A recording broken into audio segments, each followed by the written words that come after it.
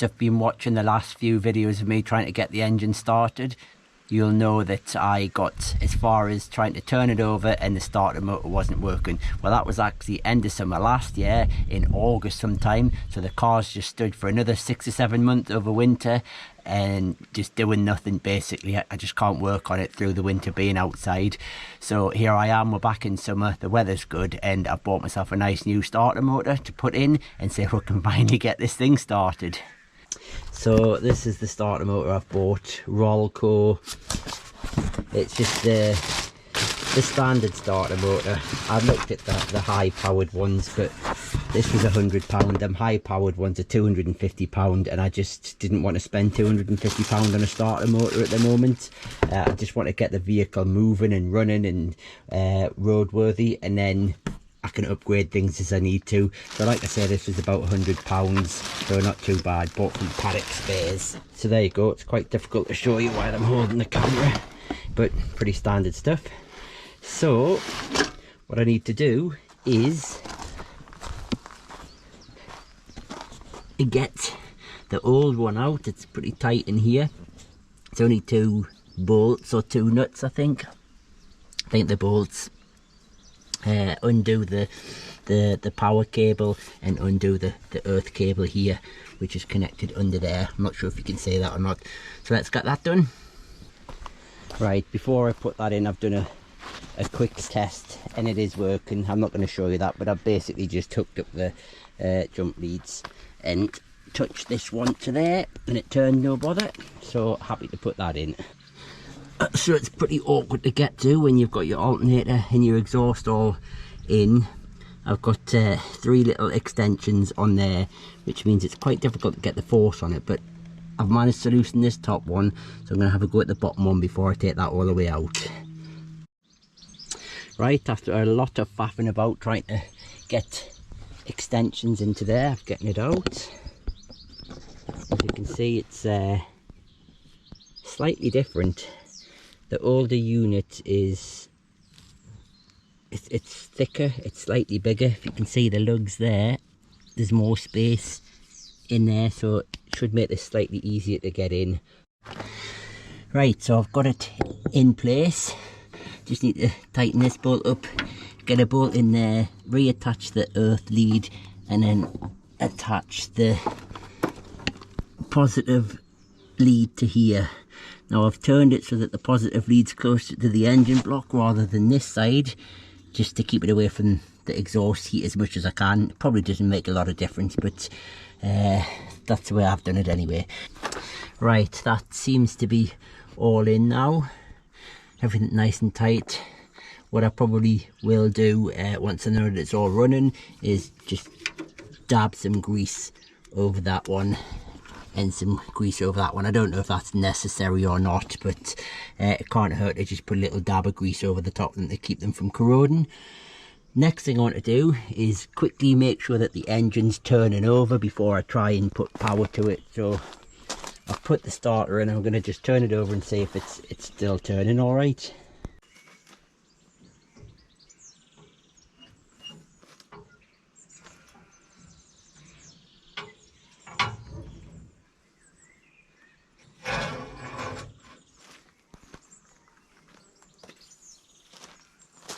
Right, I'm packing up for the night. It's getting a bit late and I want to have my tea. I'll come back to it in a few days time when I get a bit more time. So quick update. New starter motor's on. All the wiring, everything's ready to go. It's pretty much ready to go from where I was last time I tried to start it. It was just the starter motor that wasn't working. So I literally just need to run some jump cables off this car, connect my negative onto the earth strap, positive onto the positive side, turn it over and see what happens. Providing it turns over all right, which it should, once I've done that I can then get some fuel up to the carb and then see if it'll actually start. Right, so I've got it all hooked up now and I'm just going to give it a go. Power is going to this car now. I need to just turn the key and see what happens. I'm a little bit nervous for some reason, but let's see what happens. Right, so go to position 1, hope nothing pops or burns out. Remembering there's no fuses in this, so so far so good. Position 2. Right, next turn of the key should hear it turn. Oh.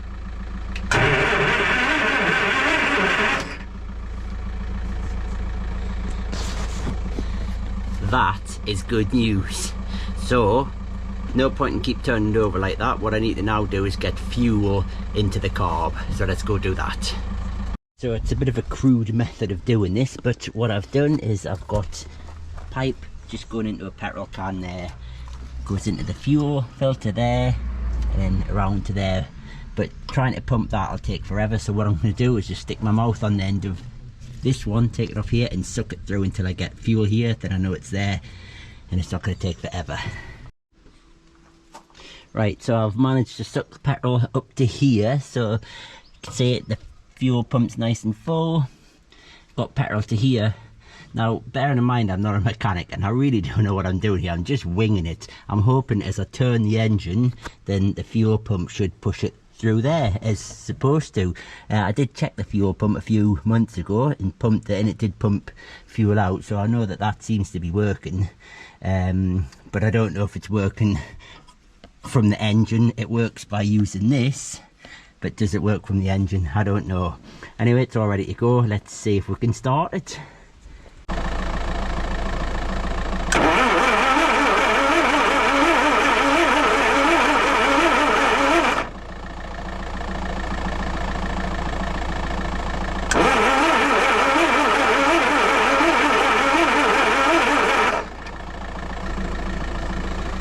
Right, we've got the choke on a little bit. Problem is I can't try and start it and try and rev it at the same time.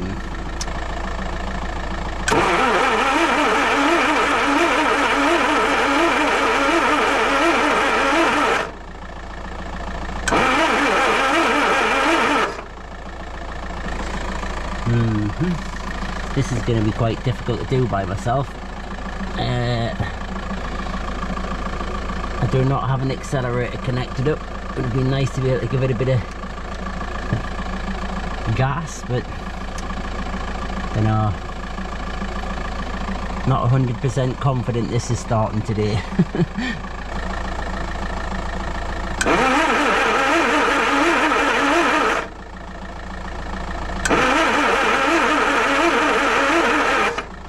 What to do? What to do? Some people spray starter fluid or something in here, but I don't have anything like that, so I can't do that. Do I just keep turning it over and hope that something happens? Right, I think what I need to do is just take this fuel pipe off again, turn it over and just make sure that there's fuel pumping through here. Because if there's not, it ain't never starting. Right, I need to somehow get the camera on so I can have a look at it. Actually, as stupid as this sounds, if I can put it through there, I'll be able to watch and see. A little bit of fuel in the car won't hurt.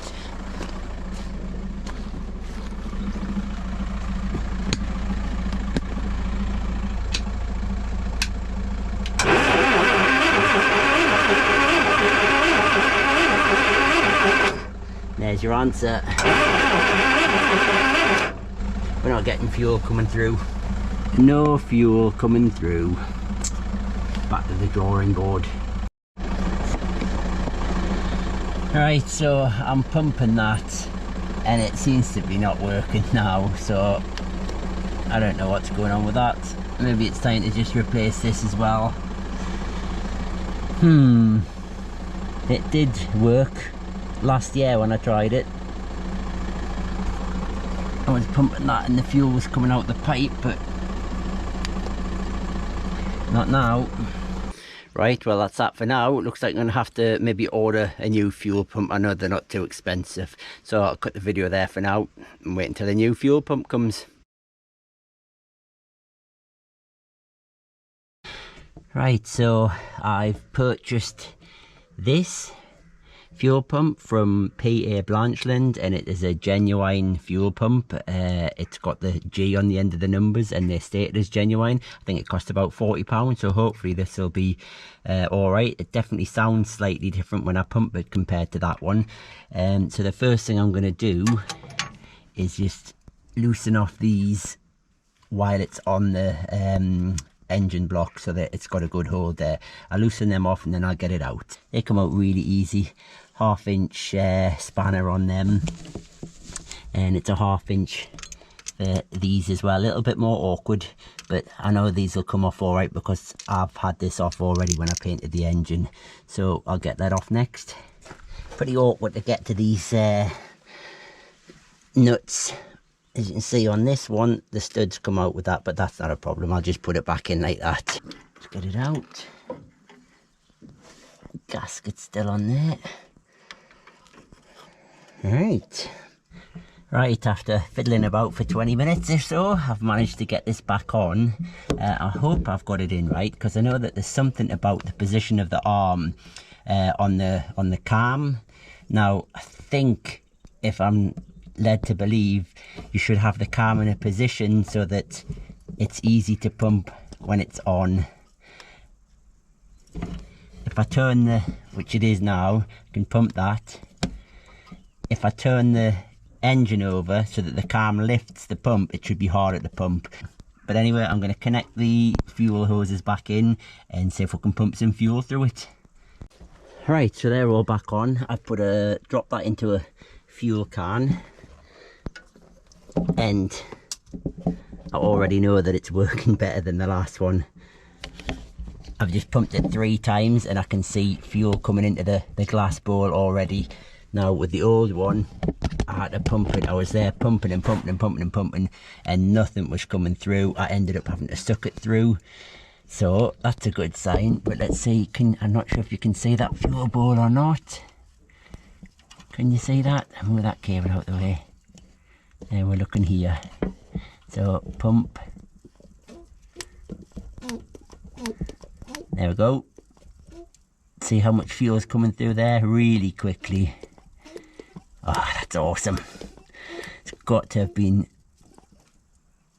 the problem. Excellent.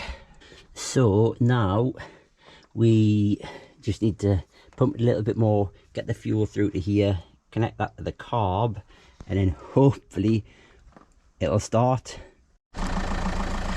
Right, so I'm ready to try and start it. I've got the other car hooked up the battery, positive down to the solenoid and negative to an earth strap there. Hopefully this time it's gonna do something. So I've got my handsome assistant Adam, who's gonna turn it over and we're gonna see what happens. Tell you what we do need to do, just give it a little bit of choke. So if you look, you should be able to see like a choke cable. It might need a good hard tug. Right, you see if that's it. Yeah, halfway should be alright, I would thought. Right, turn it.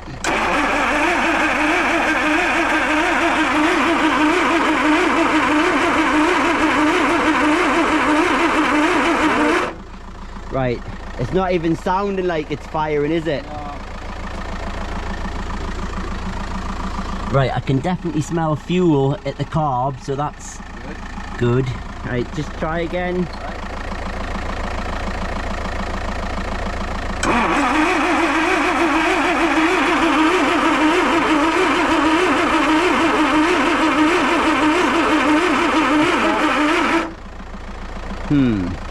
Try pushing the choke back in, mate.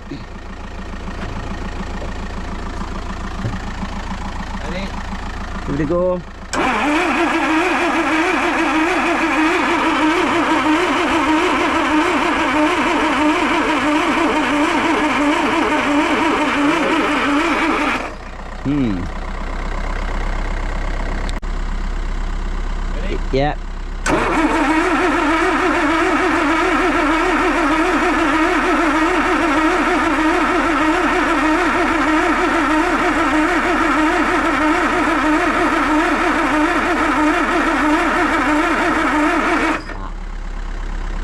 So it's not even sounding like it's gonna fire. So what I'm now gonna do is just, I've taken a spark plug out. I'm gonna just see if we're gonna get a spark from here. It's turned over and see if we've got a spark. I mean, that was all set up last time, so hopefully that's all right, but I don't know what to do after that. Right, so what we've established is that we've definitely got a spark at TDC from number 1, and we're like at 360 revolution we can hear this, or 180 revolution we can hear another one sparking. So I'm going to take each and plug out and make sure that they're all sparking, just to confirm that we've got a spark at all 4. So we've gone through all of the spark plugs and they're all definitely sparking, as just using it on the hand crank. I double checked that when the timing marks are at TDC we're getting the spark on cylinder 1, so that's right. What am I missing? Do I just need to keep turning it? Is it? I was thinking maybe it's just not getting fuel through yet, Gordon. We'll just give it another go before you depart. Did you pull the choke cable? Yeah. It's not got enough. Just A bit more. pull it again. There you go. Aye. Whoa.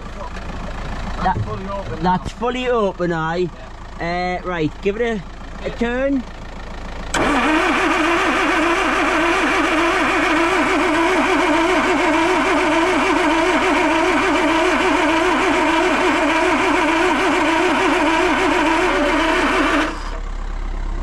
Not happening, is it? Doesn't even sound like it's firing. Weird that. What am I missing, mate? What am I missing? Right, might be a stupid question, but when you were hand cranking it, yeah? Shouldn't be any difference to starting it on the electric, should it? No. You know you've got the spark still, and yeah. So all of that's fine, all of that. So when you put it to the first thing before you actually fire it, that puts the electricity power to the coil, to all of that lot. Give it another whirl, see what happens.